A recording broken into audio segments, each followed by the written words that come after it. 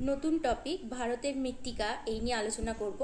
ভারতের মৃত্তিকা অর্থাৎ মাটিকে চার ভাগে ভাগ করা যায়। প্রথম হচ্ছে পলি মাটি, তারপর হচ্ছে লোহিত মাটি, তারপর হচ্ছে ল্যাটেরাইট মৃত্তিকা, আর একটা হচ্ছে কৃষ্ণ মৃত্তিকা বা রেগুর মৃত্তিকা। তার মধ্যে প্রথম হচ্ছে পলি মাটি, এই নিয়ে ডিসকাস করব। পলি মাটিতে ফসফরাস পটাশিয়ামের পরিমাণ বেশি থাকে, নাইট্রোজেনের পরিমাণ কম থাকে আর জৈব পদার্থের পরিমাণ কম থাকে। তবুও এই মাটি কৃষিকাজের ক্ষেত্রে অত্যন্ত উর্বর। নবীন পলিমাটিকে খাদার এবং প্রাচীন পলিমাটিকে ভাঙাড় বলে, আর পর্বতের পাদদেশে কাঁকরযুক্ত পলিমাটিকে ভাবার বলে। ধান, গম, আখ, তৈলবীজ, পাট ও আলু এই ফসলের চাষ পলিমাটিতে করা হয়। এরপর হচ্ছে লোহিত মৃত্তিকা। এই লোহিত মৃত্তিকায় লোহার পরিমাণ বেশি থাকায় এই লোহিত মৃত্তিকার রং লাল হয়।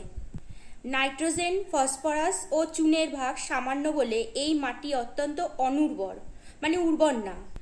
ধান, তৈলবীজ আর ডাল এই ফসলের চাষ করা হয় হচ্ছে লোহিত মাটিতে। এরপর হচ্ছে কৃষ্ণ মৃত্তিকা বা রেগুর মৃত্তিকা।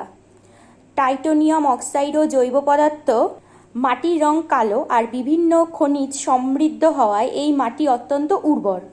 এই মাটির জল ধারণ ক্ষমতা বেশি হওয়ায় কার্পাস, মিলেট, তৈলবীজ প্রচুর পরিমাণে চাষ করা হয়। আর এই মৃত্তিকা তুলো চাষের উপযোগী হওয়ায় এই মৃত্তিকাকে ব্ল্যাক সয়েল বলা হয়। এবার হচ্ছে ল্যাটেরাইট মাটি, এই নিয়ে আলোচনা করব।